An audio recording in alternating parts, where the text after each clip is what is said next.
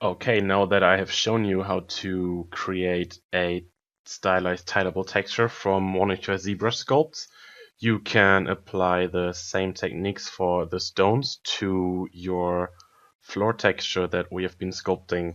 I just quickly want to show you another example of a wood texture. I'm not going to walk you through step by step. Instead, I want to show you that it's working with the same principle, but then just for another material. So this is my final result.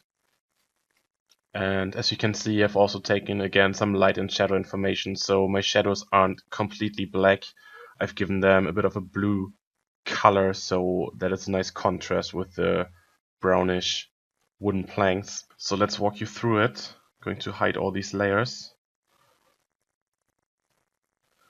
And I've used the same settings for all my layers. So I started with a white base layer again. I've added the height layer with a bit of a less opacity for my color differences.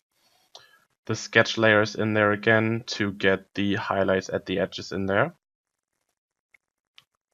I've multiplied the white cavity layer on top of it by 100%, and at this point I realized that my height mask isn't strong enough, so I added another one as an overlay so that I don't only multiply the dark colors on top of it, I also add the lighter colors on top of it to give it even more contrast. Then I added my white mask for the shadows, my AO mask from ZBrush, my AO mask from XNormal, and last the lighting texture. And as you can see, this is the same principle for the wood. For the base color, of course, I took a brown color, and this already comes very close to a wood texture with all the height differences, the creases, and the material. The only thing I did differently in this case, I've added some color information, just some very soft brush strokes that are a bit darker, so that we have some more variation along the lines of the wood. I also added a moss layer to add some more color variation, so I'm adding even more strokes in here that are a bit more green, so you have a broader range of colors in here.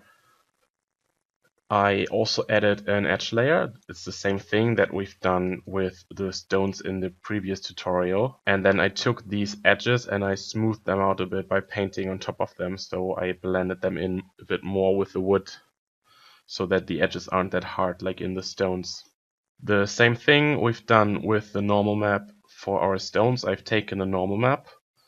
I've picked a darker part of the normal map and I put this into a shadow normal, which I've blended with a hard light on top of it, and I picked a very dark blue color so that the shadow areas have a bit of a blue tone to them.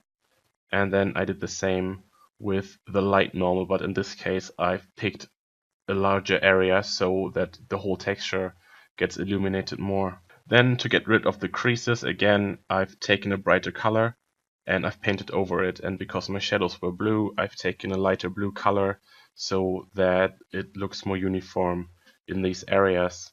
And at last I just added some more lighting information onto some of the planks to have better color variation and that these pop out a bit more.